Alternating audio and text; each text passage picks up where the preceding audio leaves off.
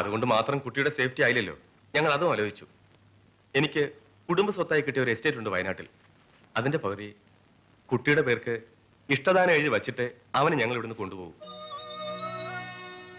Adopt ചെയ്താൽ പിന്നെ അവൻ എന്റെ സ്വന്തം മകനല്ലേ.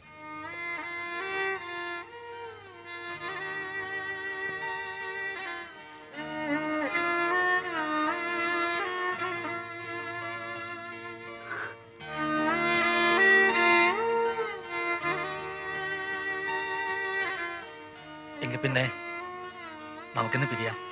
അടുത്ത തിങ്കളാഴ്ച. അങ്ങനെയല്ലേ ഡോക്ടർ പറഞ്ഞത്? ജോണി, എന്നോട് പൊറുക്കണേ.